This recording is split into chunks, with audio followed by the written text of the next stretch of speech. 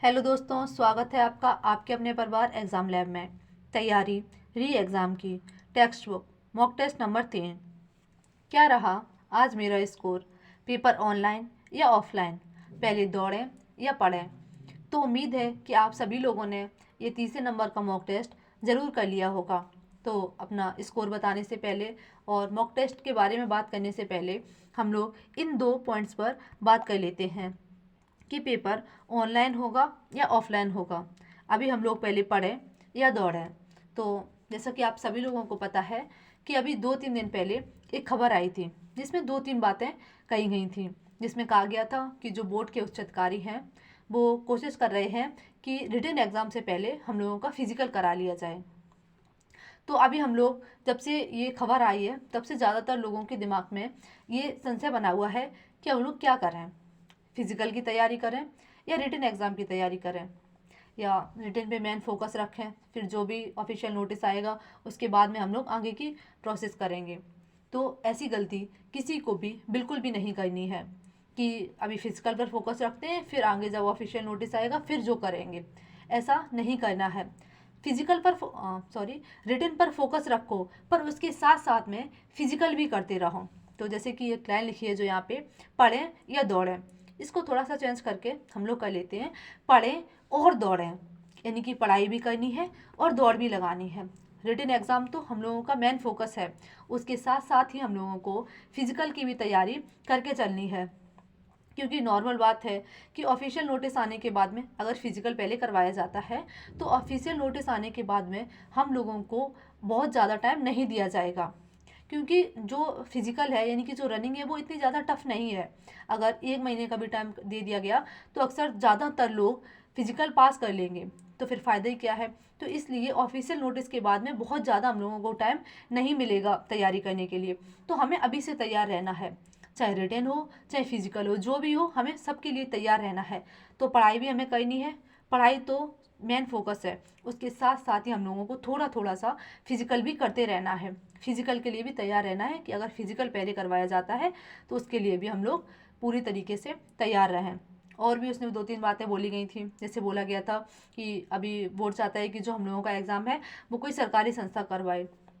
सरकारी संस्था से मतलब जैसे कि एसएससी हो गई जो काफ़ी सारे एग्ज़ाम करवाती है, वैसे ही यूपी पुलिस का पेपर भी कोई सरकारी संस्था करवाए। और उसमें ये भी बोला गया था कि जो पेपर है वो अब ऑफलाइन की बजाय ऑनलाइन करवाया जाए। बोर्ड के जो उच्च अधिकारी हैं वो लोग चाहते हैं कि अब पेपर ऑफलाइन ना करवा के ऑनलाइन करवाया जाए। तो जो कुछ भी होता है, चाहे पेपर ऑनलाइन हो, ऑफलाइन हो, फिजिकल पहले हो, रिटन पहले हो, कुछ भी हो, हम लोगों को अपना 100% माइंडसेट तैयार करके रखना है हर कंडीशन के लिए। कोई भी कंडीशन आए, कुछ भी पहले कराया जाए, हम लोग पूरी तरीके से प्रिपेयर रहेंगे। अगर ऑनलाइन पेपर होता है तभी कोई प्रॉब्लम नहीं होनी चाहिए, और ऑफलाइन है तो फिर तो कोई प्रॉब्लम है ही नहीं। और फिजिकल की तैयारी भी करते रहना है कि अगर फिजिकल पहले करवा दिया जाता है तो उसके लिए भी हम लोग तैयार रहें। और रिटन की तैयारी तो हम लोग अच्छी खासी कर ही रहे हैं। तो हर कंडीशन के लिए खुद को तैयार रखो। अगर इन 60,244 पदों में अपनी एक जगह बनानी है तो कुछ भी पहले हो, फिजिकल हो, रिटन हो, ऑनलाइन हो, ऑफलाइन हो, हर कंडीशन के लिए खुद को एकदम से पूरी तरीके से तैयार रखो। ठीक है, फिर तो अभी हम लोग अपना स्कोर देख लेते हैं कि आज मेरा इस मॉक में क्या स्कोर रहा। तो आज का जो मेरा स्कोर रहा वो ये है। तो आज जो मेरी रैंक आई है वो 125 आई है, और जो मेरे नंबर आए हैं वो 219 नंबर आए हैं। आगे देख लेते हैं कि हमने टोटल कितने किए थे। तो हमने जो टोटल किए थे वो 127 क्वेश्चन किए थे, जिसमें 113 मेरे सही और 14 मेरे गलत हो गए। अगर पेपर के बारे में बात करें तो पेपर अच्छा था, जैसे पिछले दो थे आज का पेपर भी वैसे ही एक अच्छे लेवल का पेपर था। जीएस हमेशा की तरह जो टेक्स्ट बुक पे अक्सर होती है टफ, वैसी ही थी। रीजनिंग भी अच्छी थी, और मिसिंग नंबर हुआ, और जो भी और क्वेश्चन थे जैसे पुलिस प्रशासन वगैरह के जो क्वेश्चन थे अच्छे लेवल के क्वेश्चन थे। मैथ की अगर बात करें तो जो मैथ आज के मॉक की थी वो जो दो पिछले मॉक हो चुके हैं उनकी अपेक्षा थोड़ी अप लेवल की थी, यानी कि थोड़ी हार्ड थी। हिंदी वैसी सेम थी जैसे पिछले 2 मॉक में थी, तो वैसी सेम हिंदी थी, हिंदी में कोई ज़्यादा अंतर नहीं था। मैथ का लेवल थोड़ा बड़ा हुआ था। जीएस जैसे हमेशा टफ़ आती है तो आज भी उसी हिसाब से टफ़ थी। तो जो मेरा आज स्कोर बना है वो 219 नंबर बना है। और परसेंटाइल की अगर बात करें तो 91.69% और एक्यूरेसी तो 88.98% मेरी एक्यूरेसी रही है।